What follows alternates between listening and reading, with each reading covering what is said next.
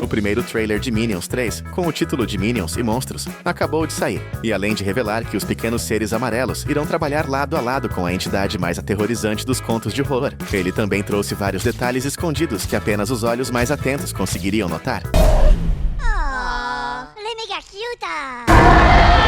O trailer começa com os Minions em um set de gravação, aparentemente como figurantes de um filme de guerra medieval, onde eles precisariam lutar contra um grupo de bárbaros vikings. E já nessa cena, podemos perceber que a Illumination está mantendo o seu nível de controle de qualidade lá no alto. Um dos Minions caracterizados com roupas medievais está usando, por algum motivo, um lenço vermelho. Se você olhar bem de perto, vai notar que o lenço possui manchas de tinta azuis e laranjas. E se focarmos nos dedos desse mesmo Minion, vamos perceber que as pontas dos seus dedos estão meladas, exatamente dessas duas cores, indicando que aquelas manchas no lenço em seu pescoço seriam alguma espécie de pintura de guerra ou algo do tipo. Podemos vê-lo novamente mordendo o braço de um dos vikings de forma brutal, como podemos notar pelo lenço e dedos melados de tinta. Depois vemos que é o mesmo Minion que está prestes a ser atingido por um outro viking, quando é salvo por outro ser amarelo com uma marreta gigantesca. Esse é o mesmo serzinho amarelo que vemos pouco depois, em cima das costas de um outro futuro servo do Gru, enfiando os dedos nos olhos de um dos vikings. Caramba, ele colocou os dedos melados de tinta no olho do cara.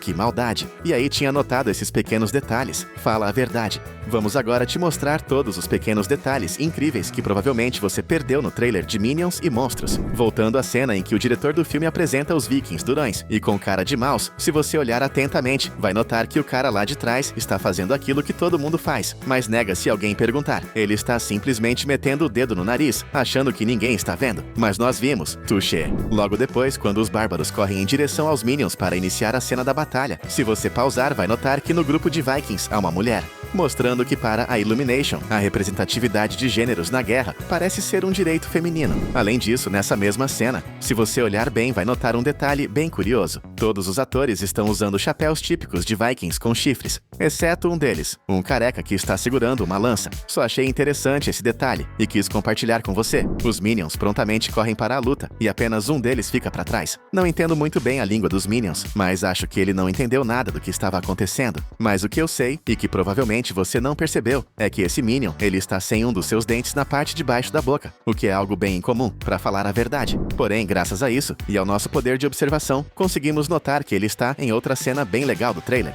No finalzinho do trailer do novo filme, vemos que há um grupo de seres amarelos dentro de uma catacumba egípcia, e eles encontram uma múmia. Provavelmente eles estavam em busca de um chefe bem malvado, já que o filme se passa algumas décadas antes deles conhecerem o Gru. Note que o Minion que está ao lado do sarcófago da múmia é exatamente o mesmo que não entendeu nada na cena de luta do filme no início do trailer. E como sabemos disso? Simples, ele é o Minion que tem um dente faltando na parte de baixo da boca. E como falamos, a Illumination nunca peca pela falta de detalhes. Quando a múmia abre o sarcófago, podemos ver que na parte de dentro dele há um símbolo do deus egípcio Anubis, que era, segundo eles, o responsável por trazer as múmias de volta à vida. Depois, já no final do trailer, quando vemos um Minion sendo arremessado contra uma estante de livros, olha ele novamente. O mesmo Minion desdentado mais uma vez. Ele é o que foi arremessado, aparentemente pelo monstro rosa. Voltando à cena em que os Minions atacam os atores vestidos de bárbaros. Do nada, eles estão segurando uma série de coisas que não fazem o menor sentido. Por exemplo, podemos ver um dos Minions segurando um jarro com uma planta.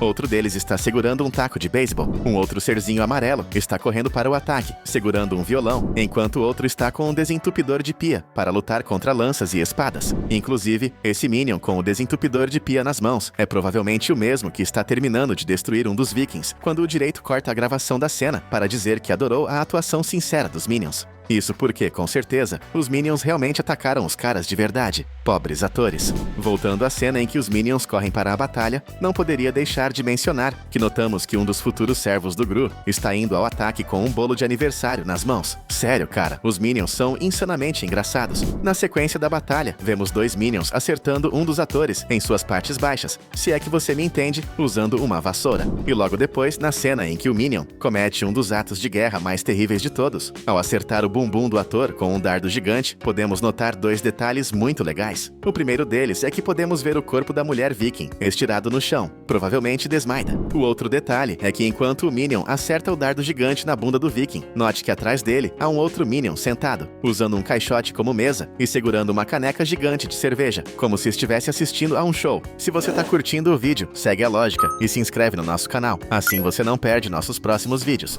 Voltando ao momento em que o diretor corta a cena, estão acontecendo uma série de coisas ao mesmo tempo que tenho certeza que você não conseguiu perceber. Por exemplo, temos dois Minions que estão obrigando um dos atores a comer um pedaço enorme de queijo. Enquanto um segura, o outro está enfiando o queijo na boca do cara. Outro Minion estava terminando de enterrar um dos vikings, provavelmente a mulher bárbara, já que não a vemos na cena. Se você olhar bem, vai notar que o pequeno ser amarelo até fez uma espécie de lápide para a pessoa que ele enterrou, com um pedaço de pau e o capacete com chifres. Um outro Minion está simplesmente torturando um dos pobres homens. Isso porque ele está mordendo a perna do coitado, enquanto dos dois braços dele estão presos ao chão com dois capacetes de chifre, fincados na terra para fazer isso. Ao mesmo tempo em que tudo isso está acontecendo, podemos ver dois outros Minions brincando de luta. Enquanto um dos pequenos seres amarelos está imobilizando um dos atores, o outro está contando o tempo no chão, normalmente como os juízes das lutas livres fazem, quando um lutador imobiliza o outro por tempo suficiente para vencer a luta. E por último, porém não menos brutal, parece que o diretor encerrou a cena no momento certo, já que um dos Minions estava prestes a jogar uma pedra imensa em um dos atores. Saindo da cena do filme, vamos agora para o que provavelmente é a essência do filme. O diretor se reúne com os Minions para falar do projeto que eles criaram, de uma nova produção com monstros. E nesse momento, apesar de não ser fluente em minionês, que é o idioma oficial dos futuros servos do Gru, uma das palavras que ele fala é mundialmente conhecida. Ele fala kaiju. Esse é o termo utilizado no Japão para se referir a monstros gigantes, como o Godzilla, por exemplo.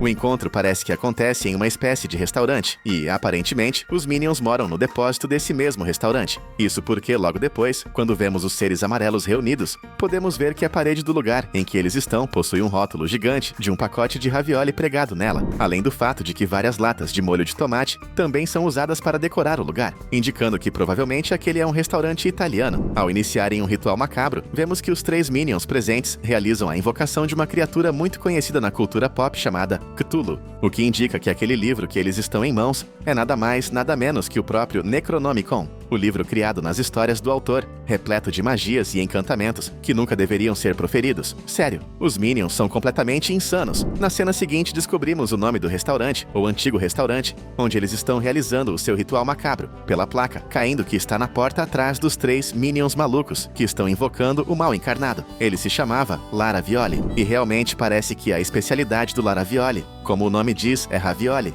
já que quando o monstro está se materializando no porão dos Minions, podemos ver que um papel com a receita secreta de ravioli do estabelecimento acaba colando no rosto de um dos Minions. Depois que o pequeno monstrinho verde aparece, ele começa a se comunicar com os Minions e, em uma das cenas, conseguimos ver mais de perto um dos desenhos feitos pelos futuros servos do Gru para representar o tipo de filme que eles querem fazer. E se você olhar atentamente, vai encontrar uma referência a um dos Minions mais famosos de todos, o Bob, que protagonizou o primeiro filme dos Minions. Isso porque podemos ver claramente que um dos serizinhos amarelos do desenho está segurando um ursinho marrom, e essa é a marca registrada do Bob. Quando os Minions e o pequeno monstro verde estão na caverna para libertar os mestres do mini Cthulhu, podemos notar ao fundo um objeto bem interessante, uma espécie de escudo viking. Os Minions e o mini Cthulhu aparentemente conseguem libertar os monstros terríveis para fazerem seu filme, e nesse momento podemos perceber que, aparentemente, um dos monstros, o azul, é fêmea, já que o vemos usando um sutiã feito com conchas de praia gigantes, além de uma aparente saia feita com algas.